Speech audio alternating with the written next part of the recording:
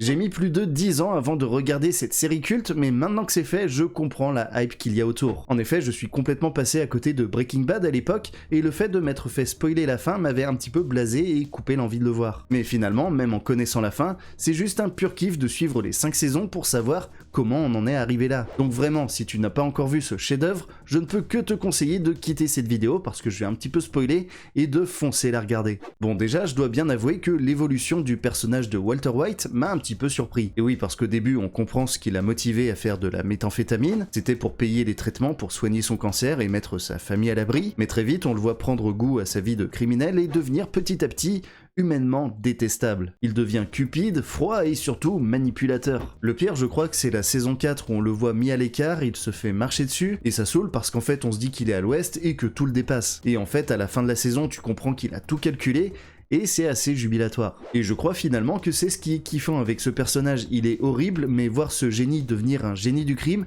est très très cool. En plus, Bryan Cranston est absolument incroyable, on prend pas beaucoup de risques en disant qu'il s'agit de loin de l'un de ses plus grands rôles. Pour ce qui est de Jesse, par contre, j'ai surtout eu beaucoup de pitié pour lui, parce qu'il prend très cher tout au long de la série, autant physiquement que psychologiquement. Après, en vrai, je pourrais parler de chacun des personnages, tellement ils sont tous très très bien écrits. Que ça soit la femme de Walt qui est totalement dépassée par les événements, même si elle essaye de rester forte, et qui elle pense vraiment à sa famille. Contrairement à Walter qui n'arrête pas de le répéter mais qui finalement pense surtout à lui. Hank également est assez intéressant, le beau-frère de la DEA qui est un gros beauf bas du front au premier abord, mais qui n'est finalement pas si teubé qu'il en a l'air. Saul Goodman aussi, l'avocat voyou excentrique qui a une solution à tout. D'ailleurs j'ai hâte de regarder la série qui lui est dédiée. Ou encore Mike qui était vraiment mon personnage préféré, l'ancien flic devenu un homme de main redoutable et sans pitié, mais avec un bon fond malgré tout. D'ailleurs, le fait que Walt l'ait tué participe au fait que je déteste ce dernier autant qu'il me fascine. Finalement, je crois que je pourrais parler de chacun des personnages pendant de longues minutes. Et finalement, le fait qu'on puisse disserter sur chacun d'entre eux